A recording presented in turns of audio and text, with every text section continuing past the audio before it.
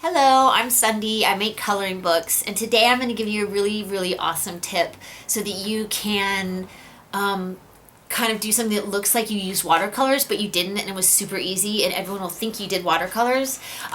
Because if you're just coloring and it's for fun and relaxation, you really don't want to have to learn a new art form, but this is a great way to cover a big space in your coloring books because there's not a bigger drag than having to color and color and color in a big body of water or a big space of sky. So this is a great way to do it, and it's a really wonderful effect.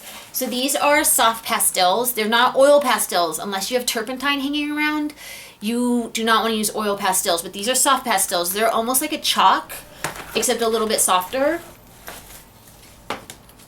And here, this is what they look like. Okay. So you're going to take a color. This one's blue because I'm going to do my sea turtles. I'm going to color in my sea turtles in my coloring book. Okay. So you're just going to go, what you're going to do is you're going to go as dark as you want and just sort of lighten it, and you can even use like the edges just to fill broad spaces, and then you're going to go back over it with just water and it'll fade and dissolve into a watercolor effect.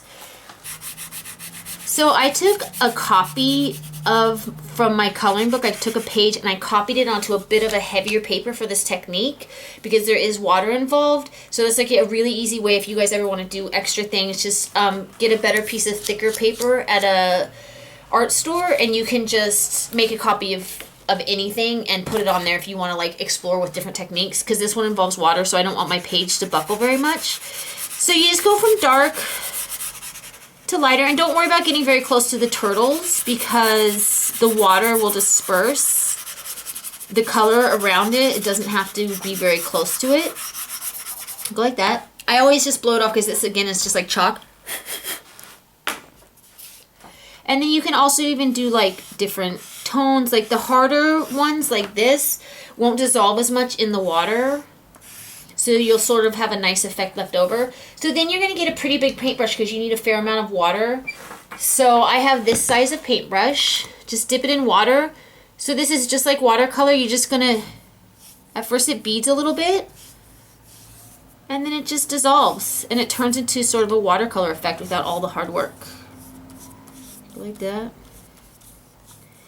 And the other thing about this is that if you color in let's say your turtles first, the colored pencil is actually water resistant, and so you can have fully colored in, let's say, sea turtles, and you could paint right over it. You could put the water right over it. It wouldn't soak into the color pencil,